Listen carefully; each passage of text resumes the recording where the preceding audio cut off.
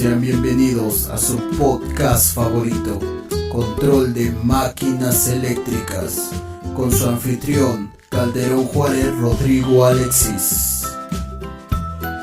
¡Comenzamos!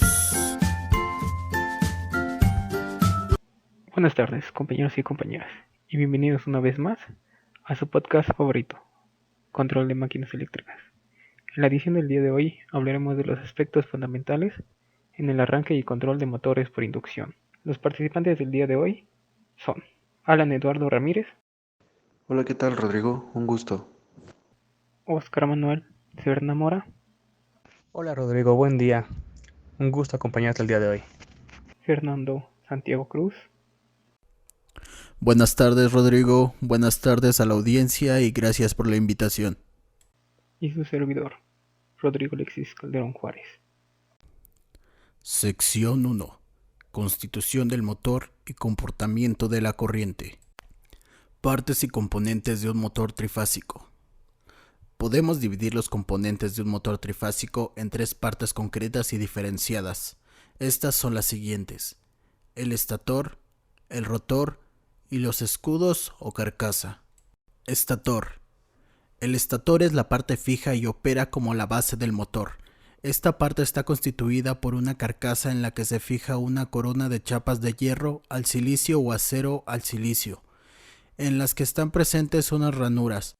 En estas ranuras es donde se presentan, al tratarse de un motor trifásico, encontramos 3 bobinas y 3 circuitos diferentes. En cada circuito hay tantas bobinas como polos tiene el motor. Rotor. El rotor es la parte móvil que se sitúa en el interior del estator. En el eje se inserta un núcleo magnético ranurado de acero al silicio, en cuyas ranuras se colocan unas barras de cobre o aluminio que realizan la función de conductores, en una disposición que se conoce como jaula de ardilla.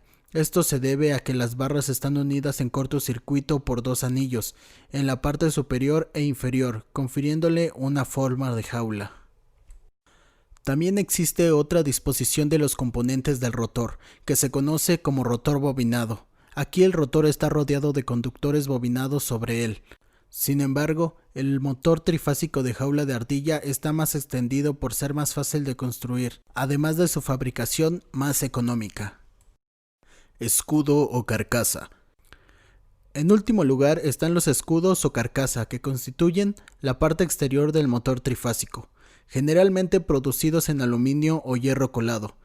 Están diseñados de tal forma que contienen unas cavidades para acoger los componentes esenciales en el interior. Sobre unos cojinetes descansa el eje del rotor. Además, los escudos deben de estar perfectamente ajustados para evitar que existan distorsiones en el giro del rotor, tales como vibraciones o ruido. Comportamiento de la corriente. La corriente de arranque. El motor eléctrico presenta 2 comportamientos distintos, y estos son el estado transitorio, que es durante el arranque, y el estado estable, o mejor denominado como permanente. El arranque es el proceso de poner en marcha el motor. Para que esto sea posible, es necesario que el par o el torque de arranque sea superior al par resistente de la carga. De esta forma el motor acelerará hasta la condición permanente. En la figura se muestra el comportamiento típico de la corriente en un motor de inducción, donde se pueden distinguir 3 momentos desde el proceso de arranque hasta llegar al valor nominal de funcionamiento, y estos son: el primero se nombra como corriente de arranque o inrush en inglés, que es la corriente que ocurre durante el estado transitorio, la cual puede ser muy instantánea y solo fluye en menos de un medio ciclo de la onda, y puede alcanzar valores desde hasta 10 hasta 20 veces la corriente nominal del motor, o FLA por sus siglas en inglés, Full Load Ampere. Lo anterior se debe a que en el momento del arranque el campo magnético rotatorio empieza a girar a la velocidad síncrona y el rotor aún está detenido, y es el momento de mayor tensión inducida en las barras del rotor. Además, la resistencia de carga es el valor más bajo, prácticamente es un cortocircuito ya que el deslizamiento tiene un valor de 1. Con estas 2 condiciones se produce una corriente elevada, la cual se denomina corriente de arranque. La segunda etapa se conoce como corriente de rotor bloqueado, LRA por las siglas en inglés de Locked Rotor Ampere, que alcanza valores de 6 a 10 veces la FLA. Y finalmente la corriente nominal, y se define como la corriente de consumo cuando el motor termina su arranque, y esta varía según el nivel de carga del motor. Una vez conocida la constitución del motor y la corriente de trabajo, es necesario explicar de qué manera vamos a arrancarlo. Para esto vamos a determinar toda esta acción como arranque y a los elementos que lo activan como arrancadores. Sección 2. Controladores de arranque electromagnéticos y de estado sólido. ¿Qué son y para qué sirven? Arrancadores. La norma internacional IS-EN 60947-4-1 indica en su apartado 3.2.1 la siguiente definición. Un arrancador de motor es la combinación de todos los medios necesarios para arrancar y parar un motor en la combinación con la protección adecuada para las sobrecargas. Los arrancadores se elaboran de dos bloques, contactores y protección contra sobrecargas. El contactor es un arrancador electromecánico, el cual de forma resumida tiene por función habilitar o cortar el flujo de corriente con la finalidad de accionar cargas elevadas que podían producir algún efecto perjudicial en la salud del operador. Estas cargas pueden ser según el nivel de vías de paso de corriente, ya que podrían ser bipolares, tripolares, tetrapolares, etc., realizándose las maniobras simultáneamente en todas las vías para accionarse. Este equipo electromecánico puede ser manipulado a distancia o por teneras y es clave en el funcionamiento de motores para su automatización. El contactor está formado por 4 piezas: la carcasa, la cual es la base en donde se conectan los conductores; la bobina, que es la encargada de transformar la corriente eléctrica; el núcleo, que apoya el flujo que genera la bobina; y la armadura, el elemento que cierra el circuito una vez que la bobina se ha energizado. La funcionalidad se describiría de la siguiente manera. Cuando la bobina del contactor queda excitada por la circulación de la corriente, esta mueve el núcleo en su interior y arrastra los contactores principales y auxiliares, estableciendo a través de los polos el circuito entre la red y el receptor. Este arrastre o desplazamiento puede ser: cuando la bobina deja de ser alimentada, abre los contactores por efecto del resorte de presión de los polos y del resorte del retorno de la armadura móvil. Si se debe gobernar desde diferentes puntos, los pulsadores de marcha se conectan en paralelo y el de parada en serie. Conmutación todo o nada. La función conmutación todo o nada a menudo establece e interrumpe la alimentación de los receptores. Esta suele ser la función de los contactores. Como norma general, dicho control ofrece información sobre la acción desarrollada y se puede visualizar a través de los pilotos luminosos o de un segundo dispositivo. Estos circuitos eléctricos complementarios, llamados circuitos de esclavización y de señalización, se realizan mediante contactos auxiliares que se incorporan a los contactores auxiliares o a los relés de automatismo, o que ya están incluidos en los bloques aditivos que se montan en los contactores y los contactores auxiliares. La conmutación todo o nada también puede realizarse con relés y contactores estáticos. Del mismo modo puede integrarse en aparatos de funciones múltiples como los disyuntivos motores o los contactores disyuntores. La protección contra sobrecarga protege a los motores para evitar que jalen una cantidad excesiva de corriente eléctrica y se sobrecarguen, quemándose literalmente. Se realiza a través de dispositivos que aseguran la desconexión oportuna de los motores eléctricos de la red ante la ocurrencia de alteraciones del régimen normal de trabajo, con el fin de evitar el deterioro del aislamiento del motor, de los devanados y de las conexiones eléctricas. Se le llama sobrecarga al aumento de la intensidad de corriente del motor por encima de la magnitud nominal, y estas comúnmente ocurren durante el arranque. La protección de motores contra sobrecargas y cortocircuitos se denomina protección de máxima corriente. La protección máxima se realiza por medio de fusibles, relés de intensidad y relés térmicos. La selección del tipo de dispositivo de protección depende de la potencia, del tipo y del empleo del motor, de las condiciones de arranque y del carácter de la sobrecarga. Dispositivos que se usan para cambiar el estado de arranque. En los aspectos de control de motores de inducción hay algunas cosas que debemos saber, principalmente el control de arranque. El control de arranque es un control en lazo abierto que reduce la tensión con la que se alimenta el motor para reducir la corriente que cruza el mismo en el periodo de arranque. Se dividen en controladores electromecánicos y controladores de estado sólido. Los controladores electromecánicos son la conexión directa a línea, configuración estrella delta, por autotransformador y por resistencias primarias o estatóricas. Y los controladores de estado sólido son el arrancador suave y el variador de frecuencia.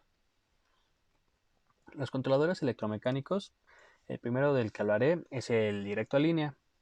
Esta conexión consiste de un interruptor con dos botones de encendido y apagado que controla a los contactores que están conectados al motor.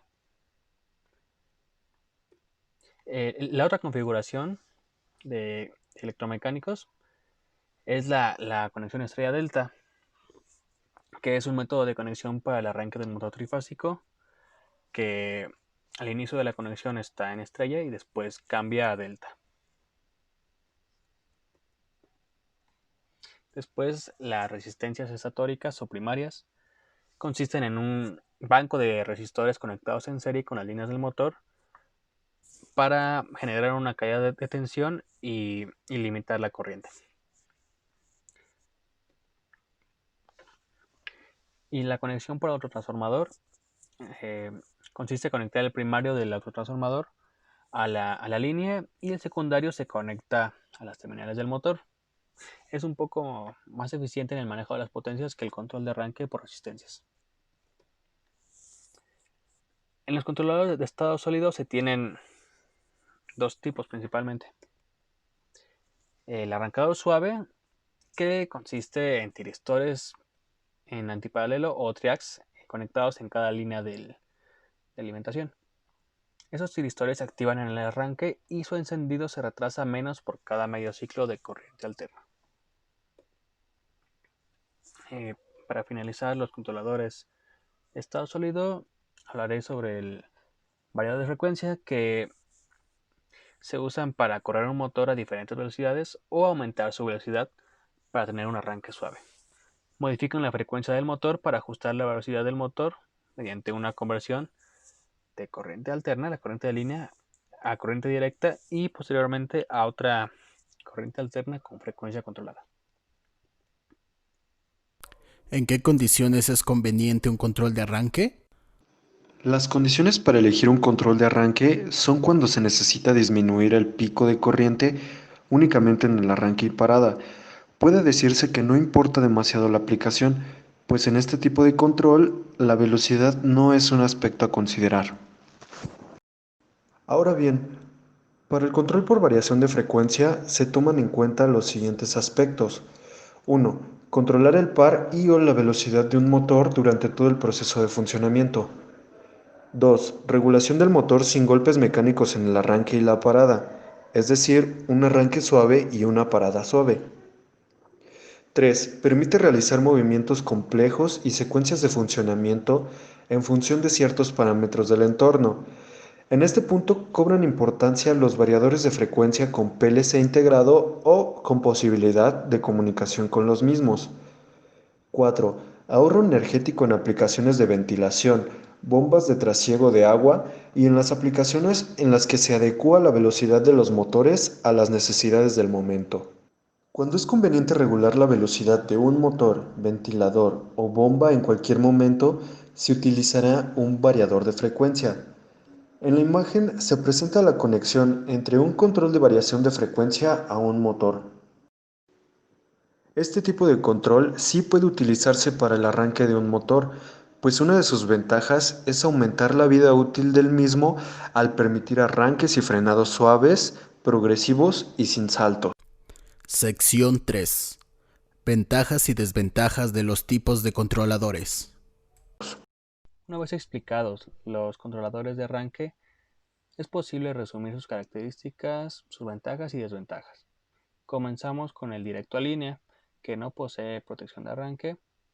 Su funcionamiento se basa en interruptores de contactores. La ventaja de este controlador es que es muy sencillo y la desventaja es que no posee ningún control sobre la corriente de entrada.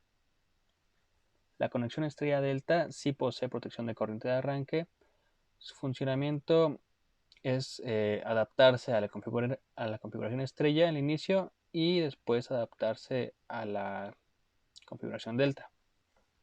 La ventaja es que es de fácil implementación, bajo costo y buena eficiencia en el consumo de potencia. La desventaja es que solo se puede usar en sistemas trifásicos. Las resistencias estatóricas también poseen protección de corriente de arranque. Su funcionamiento es mediante la conexión de un banco de resistencias en serie al motor. La ventaja es que el principio de funcionamiento es muy sencillo y la desventaja es que las resistencias tienden a calentarse y por eso el sistema pierde energía. El controlador por autotransformadores también posee protección de corriente de arranque. El funcionamiento es conectar un banco de autotransformadores en serie al motor. Sus ventajas son que es más eficiente en el manejo de potencias que las resistencias estatóricas y es de bajo costo. La principal desventaja de este controlador es que no hay aislamiento eléctrico por el tipo de dispositivo que se usa, el autotransformador, que es solo un devanado y no posee aislamiento. En cuanto a los controladores de estado sólido, comenzamos con el arrancador suave. Protege la corriente de entrada de arranque y su funcionamiento se basa en tiristores activados al inicio y al fin de giro. La ventaja es que se puede controlar la corriente en el arranque y la detención del motor, y la desventaja es de que no controla la velocidad del motor. Por último, el variador de frecuencia también posee protección de corriente de arranque. Su funcionamiento es que controla la velocidad por frecuencia y la ventaja es que se tiene en todo el proceso de giro control total. La principal desventaja es el elevado costo y el espacio que ocupa. ¿Cómo invertir el sentido de giro de un motor trifásico de inducción? Los motores trifásicos de inducción son usados en una gran variedad de aplicaciones en la industria. La mayoría de sus aplicaciones requieren que se invierta el sentido de giro de los motores. Esto se puede lograr invirtiendo dos de los tres polos de alimentación. El circuito de inversión de giro de un motor trifásico puede realizarse utilizando los componentes de control adecuados, los cuales son los siguientes: contactores de potencia, contactores auxiliares, temporizadores y guardamotores. En el siguiente circuito inversor de giro, al accionar el pulsador de la izquierda, el motor empieza a girar en un sentido, pero si presionamos el pulsador de la derecha, el motor no hará nada y seguirá girando en el mismo sentido, así que es un circuito llamado de apagado, ya que para cambiar el giro del motor es necesario pasar por el paro, para poder accionar el pulsador de la derecha y que gire en otro sentido. Sección 4. Normas oficiales mexicanas para instalaciones eléctricas. Factor de servicio de motor. Mecanismos de protección eléctrica para motores. Normas oficiales mexicanas para instalaciones eléctricas. La norma oficial mexicana 016 del enero del 2010 establece los valores de eficiencia nominal y mínima asociada, el método de prueba para su evaluación, los criterios de aceptación y las especificaciones de información mínima a marcar en la placa de datos de los motores eléctricos de corriente alterna. Trifásicos de inducción tipo jaula de ardilla en potencia nominal de 0.746 kW hasta 373 kW abiertos y cerrados. Factor de servicio. Determinar la carga adecuada a la cual estarán sometido un motor resulta fundamental, ya que favorece a su óptimo rendimiento y nos permite definir mejor su vida útil. Uno de los problemas más habituales de motores eléctricos es que su rendimiento disminuye con cargas inferiores al 50%. A pesar de que el sobredimensionamiento es el problema más común, el infradimensionamiento de un motor puede ser igual o en mayor medida perjudicial. El factor de servicio es la magnitud que trata de medir los aspectos externos que afectan el rendimiento del motor. Cuando el motor está dimensionado para operar con máximo a su capacidad nominal, mejor conocida como potencia de placa, de manera continua se dice que no tiene factor de servicio. Para definir el factor de servicio hay que referirse al estándar NEMA MG-1 sección 1 parte 1, que dice lo siguiente: el factor de servicio se expresa como un multiplicador el cual se aplica a la potencia de la placa del motor, para indicar la carga que puede llevar en condiciones nominales de servicio. Esto significa que el motor puede ser sobrecargado continuamente si el mismo es alimentado a voltaje y frecuencia nominal y sin provocarle daños. Por normativa, la placa de un motor debe indicar el factor de servicio, por siglas en inglés, como SF o Service Factor. La norma NEMA MG-1 es la que define el factor de servicio para motores y generadores, no así la norma IS, que no utiliza este concepto en sus requerimientos de construcción. Como se muestra en la figura, el factor de servicio se asocia a cada potencia y velocidad. Igualmente, para cada potencia y velocidad, la norma define un número de frame o carcasas que se asocia con el factor de servicio. Otro factor a considerar es la temperatura. Un motor que opera con el factor de servicio, por ejemplo de 1.15, tendrá un levantamiento de temperatura mayor que si no se usara, ya que consume una corriente más alta. Esto puede significar entre 15 y 25 grados más de temperatura, comparada con la carga nominal, lo que significa menor vida útil del aislamiento. Según el factor de servicio y la clase de aislamiento, así será el levantamiento de temperatura máximo permisible. Sin embargo, existen casos donde el motor no se debe sobrecargar, o mejor dicho, donde se tiene que utilizar un factor de servicio igual a 1. Y estos son motores que necesitan una amplificación o una frecuencia de 60 Hz y solo son alimentados a 50 Hz. De misma manera, aquellos motores que son alimentados pobremente. Un ejemplo son motores que necesitan 3 líneas y únicamente se le están ofreciendo 208 volts. De misma manera, los motores que son fabricados con las normas IEC tienen que utilizar factor de servicio igual a 1. Otro ejemplo son los motores que están alimentados con variadores de frecuencia. Esto es de que el variador de frecuencia es el que modulará el torque o la carga que va a suministrar el mismo rotor. Por lo tanto, un factor de servicio no es pertinente utilizarlo. ¿Qué mecanismos de protección eléctrica hay para los motores eléctricos? Protección para sobrecarga. Los relevadores de sobrecarga fueron diseñados para proteger motores contra cualquier elevación de corriente que provoque calentamientos excesivos que puedan dañar el aislamiento de los devanados. Tradicionalmente, los relevadores de sobrecarga más utilizados en la industria han sido los tipo de aleación fusible o elemento térmico o bimetálicos. Con el desarrollo de las nuevas tecnologías, se han desarrollado los relevadores de estado sólido, buscando ofrecer una protección más ventajosa para el motor. Protección contra cortocircuito. Para la protección contra cortocircuito encontramos fusibles e interruptores. Y estos a su vez se pueden clasificar como sin retardo o instantáneos y con retardo. Los dispositivos instantáneos actúan sin demora, proporcionando una excelente protección contra cortocircuito. Sin embargo, en sobrecargas leves como las corrientes de arranque del motor, pueden causar problemas. Por lo tanto, este tipo de dispositivos se utilizan en circuitos que no son sujetos a grandes corrientes transitorias, mientras que los dispositivos con retardo típicamente permiten hasta 5 veces la corriente nominal del motor, hasta un máximo de 10 segundos y por periodos más cortos. Por lo general, esto es suficiente para permitir arrancar un motor sin abrir el fusible o interruptor. Por otro lado, si se produce una condición de sobrecarga y persiste por un periodo de tiempo más largo, el fusible eventualmente se abrirá. Muchas gracias, compañeros, y aquí damos fin a nuestro podcast. Espero que haya sido educativo todo lo que implicamos en esta sesión y nos vemos hasta la próxima.